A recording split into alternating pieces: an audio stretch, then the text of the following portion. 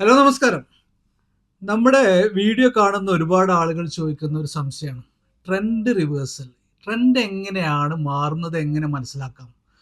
ഒരുപാട് സിഗ്നലുകൾ അല്ലെങ്കിൽ ഒരുപാട് സ്ട്രാറ്റജികൾ കാര്യങ്ങളൊക്കെ നമ്മൾ പറഞ്ഞിട്ടുണ്ടെങ്കിലും പലരും പറഞ്ഞിട്ടുണ്ടെങ്കിലും ട്രെൻഡ് പിന്നെ എങ്ങനെയാണ് മാറുന്നത്, അത് എപ്പോൾ എങ്ങനെ മനസ്സിലാക്കാം, അതിനുള്ള വഴി എന്താണ്, അതിൻ്റെ ഇൻഡിക്കേറ്ററുകൾ എന്തൊക്കെയാണ്? ഇത് ഒരു ഭയങ്കരമായ സംശയമാണ്. പുതിയ ആളുകൾക്കും പഴയ ആളുകൾക്കും എല്ലാവർക്കും ഉണ്ടാകുന്ന ഒരു സംശയമാണ്. കാരണം ഇത് കൃത്യമായിട്ട് ഒരു ചാർട്ടിൽ അല്ലെങ്കിൽ ഒരു കറക്റ്റ് ഒരു പൊസിഷനിൽ തന്നെ മൂവ് ചെയ്യുന്ന ഒരു സംവിധാനമല്ല. എപ്പോഴും ഏറ്റക്കുറച്ചിലുകൾ, പിന്നെ മേലെ ഏറുമ്പോൾ തന്നെ അതിനിടയിൽ താഴേക്കും മേലേക്കും പോകുന്നൊരു സ്വഭാവം, ഇറങ്ങുമ്പോഴും അതേമാതിരി തന്നെയാണ്. അങ്ങനെ പിന്നെ നമ്മുടെ റെസിസ്റ്റൻസും ടച്ച് ചെയ്ത് പോരുമ്പോഴും അത് സപ്പോർട്ട് ടച്ച് ചെയ്ത് പോകുമ്പോഴും ഇതിൻ്റെ ഇടയിൽ ഒരുപാട് മാറ്റങ്ങൾ, വിഗതികളുണ്ട് അല്ല. അപ്പോൾ അതെന്താണെന്നുള്ള ചോദ്യം വളരെ പ്രസക്തമാണ്. അപ്പോൾ അതിനെക്കുറിച്ചാണ് ഇന്നത്തെ വീഡിയോ. ഇന്നത്തെ വീഡിയോയിൽ പ്രതിപാദിക്കുന്നത് എന്തെല്ലാമാണ് നമ്മൾ ശ്രദ്ധിക്കേണ്ടത്. ഒരു കാര്യം കൂടി ഞാൻ പറയാം. ഈ ട്രേഡിംഗ് ഇങ്ങനെയുള്ള കാര്യങ്ങൾ പലരും നമ്മൾ കാണുമ്പോൾ അവർ പറയുന്നത് ഇതൊരു തട്ടിപ്പാണ്, ഉടായ്പാണ് എന്നുള്ള രൂപത്തിൽ, വെച്ചെങ്കിൽ ഇതൊക്കെ പ്ലാൻഡ് ആണ്, സ്ക്രിപ്റ്റഡ് ആണ് എന്നുള്ള കാര്യങ്ങളൊക്കെ പറയും.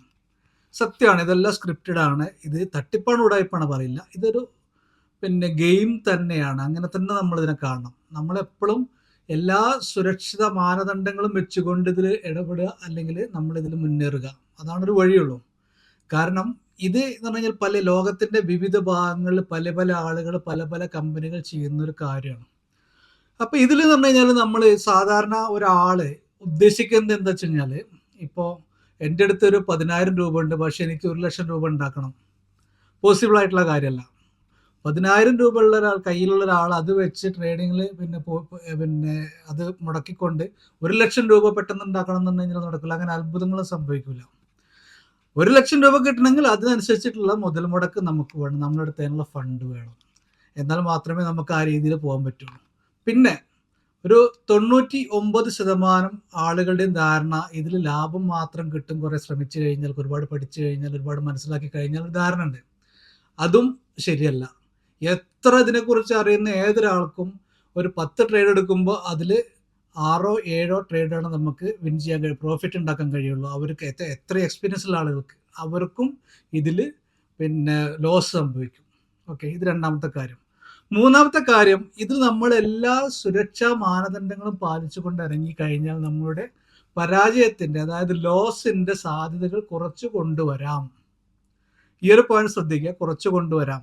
അതായത് നമുക്കൊരു 10 ട്രേഡ് എടുക്കുമ്പോൾ അതിൽ നഷ്ടപ്പെടാൻ ഒന്നും ശ്രദ്ധിക്കാതെ ചെയ്യുന്ന ഒരാൾക്ക് ചിലപ്പോൾ 8 പിന്നെ ട്രേഡും എന്തായിരിക്കും, ലോസ് ആയിരിക്കും. അതിൻ്റെ ആ 8 എന്നുള്ളത് കുറച്ച് കൊണ്ട് 2-3 എന്നുള്ള ലെവലിലേക്ക് എത്തിക്കാൻ നമുക്ക് ഈ പറയപ്പെടുന്ന കാര്യങ്ങൾ നമ്മളെ ഈ എന്തെല്ലാം ശ്രദ്ധിക്കണം, എന്തെല്ലാം ഇതിനു വേണ്ടി നമ്മൾ പഠിക്കണം, മനസ്സിലാക്കണം എന്നത് പഠിച്ചു കഴിഞ്ഞാൽ അത് കുറച്ച് കൊണ്ടുവരാം. അല്ലാതെ 100% കംപ്ലീറ്റ് ആയിട്ട് വിൻ ചെയ്യാനോ, അല്ലെങ്കിൽ ചെറിയൊരു ക്യാഷ് വെച്ച് 10,000 രൂപ വെച്ചിട്ട് 1,00,000 രൂപ പെട്ടെന്ന് ഉണ്ടാക്കുവാനോ അങ്ങനെയുള്ള ചിന്താഗതികൾ ഒന്നും, അങ്ങനത്തെ ചിന്തകൾ വേണ്ട. അത് നടക്കാത്ത കേസുകളാണ്, സത്യാവസ്ഥയാണത്. ഓക്കെ. പിന്നെ നമ്മളൊരു കാര്യം ചിന്തിക്കേണ്ടത്, ഇപ്പോൾ നമ്മളൊരു പിന്നെ ബിസിനസ് തുടങ്ങുകയാണെങ്കിൽ ആ ബിസിനസ്സിന് നമ്മൾക്ക് എത്ര മുടക്കുമുതൽ വരും? ഈ ബിസിനസ് തുടങ്ങിയത് എല്ലാതും വിജയിക്കുന്നുണ്ടോ? 100% വിജയിക്കുന്ന ബിസിനസ് ഏതെങ്കിലും ഉണ്ടോ? ചില ബിസിനസ് തുടക്കത്തിൽ കുറച്ച് പ്രോഫിറ്റ് കാണിക്കും, പിന്നെ ഒന്ന് ഡൗൺ ആവും, പിന്നെ കുറച്ചും കൂടി പിന്നെ നമ്മൾക്ക് എക്സ്പീരിയൻസും കുറച്ചും കൂടി കസ്റ്റമേഴ്സും നല്ലത് വന്നു കഴിഞ്ഞാൽ ഒന്ന് ഡെവലപ്പായി പോവും. ഇങ്ങനെയല്ലേ? അപ്പോൾ നമ്മളൊരു ഗ്രോസറി ഷോപ്പ് അല്ലെങ്കിൽ ചെറിയൊരു ഷോപ്പ് സ്റ്റാർട്ട് ചെയ്യണമെന്നുണ്ടെങ്കിൽ നമുക്ക് എത്ര ലക്ഷം രൂപ വേണം? ഇപ്പോൾ ചുരുങ്ങി നമ്മളൊരു 10 ലക്ഷം രൂപ മുടക്കിയിട്ട് ഒരു സ്ഥാപനം തുടങ്ങിക്കഴിഞ്ഞാൽ, ഒരു ഷോപ്പ് തുടങ്ങിക്കഴിഞ്ഞാൽ നമുക്ക് അതിൽ നിന്ന് കിട്ടുന്ന പ്രോഫിറ്റ്, നമ്മളെ റെൻറ്റ് എല്ലാം കഴിഞ്ഞ് കിട്ടുന്ന പ്രോഫിറ്റ് എത്രയായിരിക്കും? അതെങ്ങനെ നമുക്ക് ബിസിനസ് ഉണ്ടെങ്കിൽ? ബിസിനസ് ഇല്ലെങ്കിലോ 1-2-3 മാസമൊക്കെ നഷ്ടം സംഭവിക്കും. അത് നമ്മൾ അഡ്ജസ്റ്റ് ചെയ്യണില്ലേ?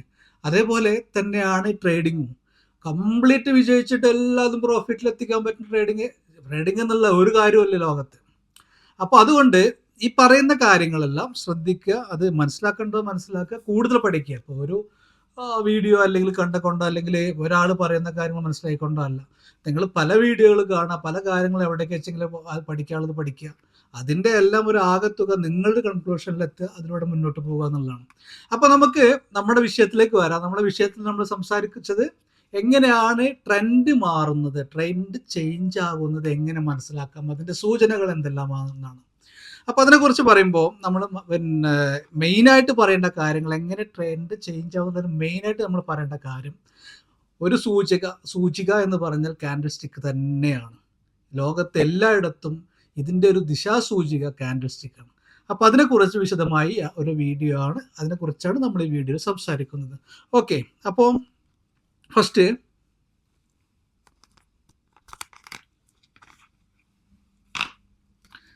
Candle stick.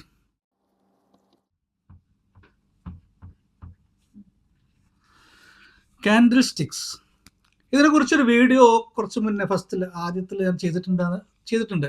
പ്ലേലിസ്റ്റിൽ പോയി കഴിഞ്ഞാൽ കാണാം, ഒരു വീഡിയോ ചെയ്തിട്ടുണ്ട്, ബേസിക് ആയിട്ടുള്ള കാര്യങ്ങളെല്ലാതും. അപ്പോൾ ഇനി നമ്മൾ കാൻഡിൽ സ്റ്റിക്കിനെ കുറിച്ച് പറയുമ്പോൾ, നമ്മൾ ഇപ്പോൾ ഒരു കാലാവസ്ഥ മാറണം. ഇപ്പോൾ നമ്മൾ നല്ല ചൂടുള്ള കാലാവസ്ഥയാണ് നിലവിലെന്നുണ്ടെങ്കിൽ ആ കാലാവസ്ഥയ്ക്ക് ഒരു മാറ്റം വരും. മഞ്ഞുകാലം വരും, മഴക്കാലം വരും, ഇങ്ങനെയുള്ള കാര്യങ്ങളൊക്കെ വരും. അപ്പോൾ ഇത് വരുന്നതിന് മുൻപേ നമുക്ക് ചില സൂചനകൾ നമ്മൾ പ്രകൃതി തരുന്നില്ലേ? അതേപോലെ തന്നെ ട്രേഡിങ്ങിൽ ഈ ഒരു കാൻഡിൽ സ്റ്റിക്ക് ഉപയോഗിച്ചിട്ടാണ് നമ്മൾ ഈ കാര്യങ്ങൾ ഏകദേശം എന്താണ് ഇനി അടുത്ത് സംഭവിക്കാൻ പോകുന്നതിനുള്ള ഒരു പ്രിഡിക്ഷൻ എത്തുക. ഏതൊരാൾക്കും അത് മനസ്സിലാക്കാൻ കഴിയും നമ്മളൊന്ന് ശ്രമിച്ചു കഴിഞ്ഞാൽ. അപ്പോൾ നമ്മളിപ്പോൾ ഒരു ചൂട് കാലത്ത് നിന്ന് പെട്ടെന്ന് ഒരു പിന്നെ മഴക്കാലത്തേക്ക് വരുമ്പോൾ ഫസ്റ്റ് നമുക്ക് എന്തുണ്ടാവുക? ആകാശത്ത് കാർമേഘങ്ങളൊക്കെ ഇരുണ്ട് കൂടും, കാറ്റടിക്കും, അതേപോലെ ഇടിവെട്ടും, അങ്ങനെയുള്ള ഇതൊക്കെ ആദ്യം നമ്മുടെ സൂചകങ്ങൾ വരും.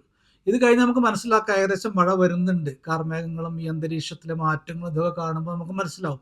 അപ്പോൾ നമുക്ക് പിന്നെ കരുതാം, ഇന്നമാതിരി മഴ വരാൻ സാധ്യതയുണ്ട്. അപ്പം എന്ന് വെച്ചാൽ നനയാൻ പറ്റാത്ത സാധനങ്ങൾ പുറത്ത്, എന്തെങ്കിലും ഫർണിച്ചറുകൾ കാര്യങ്ങളൊക്കെ പുറത്തുണ്ടെങ്കിൽ നമ്മളത് അകത്തേക്ക് വെക്കും. അതേമാതിരി ക്ലോത്ത് കാര്യങ്ങൾ അകത്തേക്ക് വെക്കും. അതേമാതിരി കുറച്ച് സേഫ്റ്റി കാര്യങ്ങൾ, നമ്മൾ വാഹനം പുറത്താണെങ്കിൽ നമ്മളൊന്ന് മഴ നനയാതെ വെക്കാൻ സംവിധാനങ്ങൾ ഉണ്ടാക്കും. ഇങ്ങനെയുള്ള കുറച്ച് കാര്യങ്ങൾ നമ്മൾ ശ്രദ്ധിക്കും. അതെന്താണ്? ഈ സൂചകങ്ങൾ എങ്ങനെ പ്രകൃതിയിലെ സൂചകങ്ങളാണ്. അതേപോലെ തന്നെ നമ്മൾ ട്രേഡിങ്ങിൽ നമുക്ക് തരുന്ന സൂചകങ്ങളാണ് കാൻഡിൽ സ്റ്റിക്സ് എന്ന് പറഞ്ഞു കഴിഞ്ഞാൽ. ഇതിൽ നമ്മൾ 1 by 1 ആയി നോക്കുമ്പോൾ നമ്മൾ ആദ്യം പറയേണ്ടത് ഒരു ട്രേഡ് എങ്ങനെ ചേഞ്ച് ആകുന്നു എന്നുള്ള പൊസിഷനാണ് ഞാൻ പറയുന്നത്. കാൻഡിൽ സ്റ്റിക്ക് അതിനെക്കുറിച്ചാണ് സംസാരിക്കുന്നത്. അതുകൊണ്ട് നമ്മൾ ട്രേഡ് ചേഞ്ച് ആകുമ്പോൾ നമ്മൾ കാണുന്ന കാൻഡിൽ സ്റ്റിക്ക് ഏതാണെന്ന് വെച്ച് കഴിഞ്ഞാൽ ഹാമർ കാൻഡിൽ. ഓക്കെ, നമ്മൾ ട്രെൻഡിനെ കുറിച്ച് സംസാരിക്കുമ്പോൾ നമുക്ക് ഹാമർ കാൻഡിലിനെ കുറിച്ച് സംസാരിച്ചേ പറ്റൂ. നമുക്ക് ഫസ്റ്റ് കൊടുക്കേണ്ട സൂചകങ്ങളിൽ ഒന്നാണ് ഹാമർ കാൻഡിൽ. ഹാമർ കാൻഡിൽ എന്ന് പറഞ്ഞു കഴിഞ്ഞാൽ നമ്മൾ മാർക്കറ്റ് ഓപ്പണായി, ഇതൊരു മത്സരം പോലെയാണ്, നമ്മൾ ഗുസ്തി മത്സരമല്ലേ, അതേപോലെയാണ്. മാർക്കറ്റ് ഓപ്പൺ ആയി കഴിഞ്ഞാൽ സെല്ലേഴ്സ് പിടിച്ച് താഴത്തേക്ക് കൊണ്ടുപോകും. ബയ്യേഴ്സിനാണ് മേൽക്കായി എന്നുണ്ടെങ്കിൽ, കൂടുതൽ ബയ്യേഴ്സ് ആണെന്നുണ്ടെങ്കിൽ ഇത് നേരെ മേലേക്ക് തന്നെ പോയിട്ട് ഇവിടെ ഒരു ക്ലോസിംഗ് ഫോം ആവും.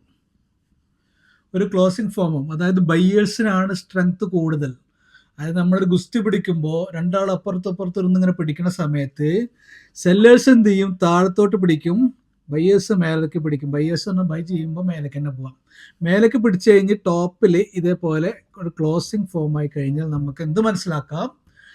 ഇതിനി വരാൻ പോകുന്നത് അപ് ട്രെൻഡാണെന്ന് മനസ്സിലാക്കാം. കാരണം ഇത് സംഭവിക്കുന്നത്, ഇപ്പോൾ നമ്മളൊരു ചാർട്ടിൽ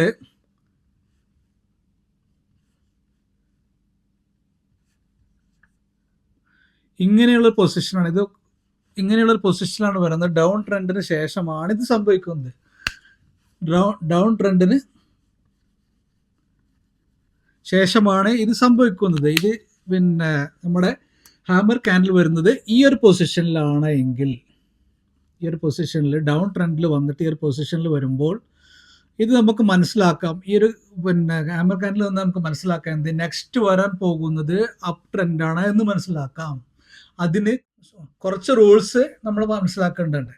അതിലൊന്നാമത്തെ റോള്, ഇങ്ങനെ വന്നു കഴിഞ്ഞാൽ, ഇത് പറഞ്ഞു കഴിഞ്ഞാൽ റെഡ് കളറാണ് കേട്ടോ, റെഡ് കളറാണ്. ഇവിടെ ഇത് ഗ്രീൻ കളറാണ്. ഓക്കെ, ഇത് വന്നു കഴിഞ്ഞാൽ നമ്മൾ മനസ്സിലാക്കേണ്ടത് അപ് ട്രെൻഡ് വരുന്നു എന്ന് കരുതിയിട്ട് പെട്ടെന്ന് നമ്മൾ സഡൻ ഒരു ഡിസിഷൻ എടുത്തുകൊണ്ട് നമ്മൾ ബൈ ചെയ്യരുത്. ഒന്നാമത്തെ റൂൾ അതാണ്. നമ്മളിവിടെ അടുത്തൊരു സ്റ്റിക്ക് ഫോം ആകുന്നത് നോക്കണം. ഈ സ്റ്റിക്ക് ഫോം ആയി കഴിഞ്ഞാൽ നമുക്ക് മനസ്സിലാക്കാം ഫസ്റ്റ് റൂൾ. ഓക്കെ, ഇത് കഴിഞ്ഞു, നമ്മുടെ കാൻഡിൽ സ്റ്റിക്കിൽ ഹാമർ കാൻഡിൽ കഴിഞ്ഞു. അത് കഴിഞ്ഞിട്ട് ഫസ്റ്റ് അപ്പിലേക്കൊരു കാൻഡിൽ സ്റ്റിക്ക് ഫോം ആയി കഴിഞ്ഞാൽ നമുക്ക് മനസ്സിലാക്കാം ഇവിടെ നമുക്ക് ബൈ ചെയ്യാം. ഇവിടെ ബൈ ചെയ്ത് കഴിഞ്ഞാൽ അടുത്തത് പോകുന്നത് ടോപ്പിലേക്കാണ്. ഇത് ചെയ്യുമ്പോൾ ഇവിടെ നമ്മുടെ സപ്പോർട്ട് റെസിസ്റ്റൻസിലും മേഖലയിൽ ആണെന്നുണ്ടെങ്കിൽ, സപ്പോർട്ടിലാണ് ഇത് സംഭവിച്ചതെന്നുണ്ടെങ്കിൽ നമുക്ക് ഈ ഒരു കാൻഡിൽ ഫോം ആകേണ്ട കൺഫർമേഷൻ്റെ ആവശ്യമില്ല. ഈ സപ്പോർട്ടിൽ വന്നിട്ടാണ് ഈ സ്റ്റിക്ക് പിന്നെ നമ്മളെ ഹാമർ ഫോം ചെയ്യുന്നതെന്നുണ്ടെങ്കിൽ നമുക്ക് എന്ത് ചെയ്യേണ്ട ആവശ്യമില്ല, ഈ ഒരു കൺഫർമേഷന് വെയിറ്റ് ചെയ്യേണ്ട ആവശ്യം ഇല്ല.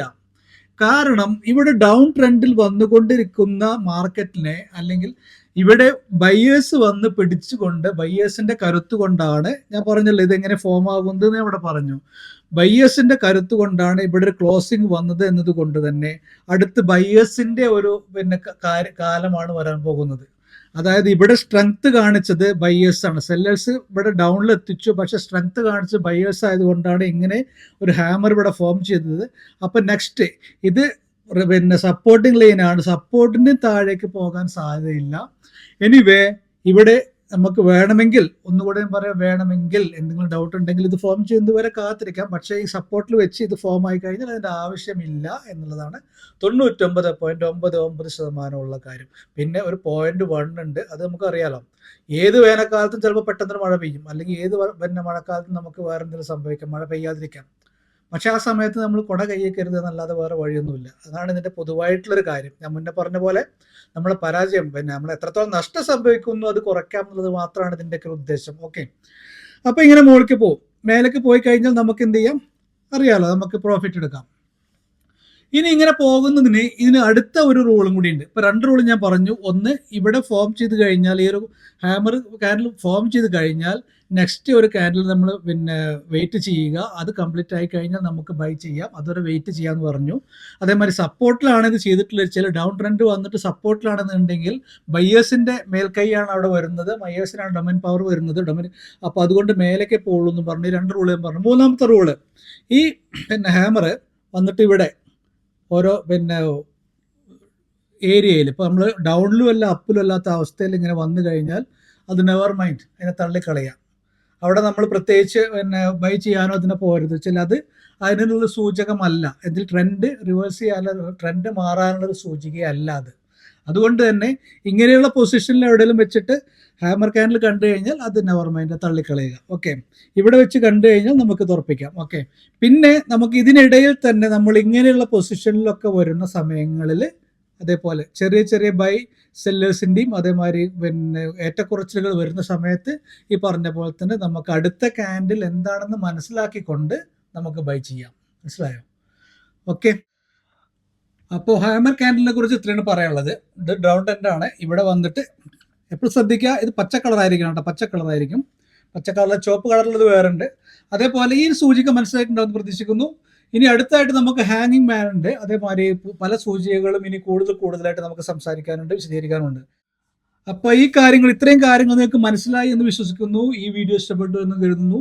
ഇനി ബാക്കി കാര്യങ്ങൾ നമുക്ക് അടുത്ത വീഡിയോയിൽ സംവദിക്കാം. ഓക്കെ, ഈ വീഡിയോയ്ക്ക് സപ്പോർട്ട് ചെയ്യുക, മുന്നിലുള്ള വീഡിയോകൾ കാണുക. Okay, thank you very much.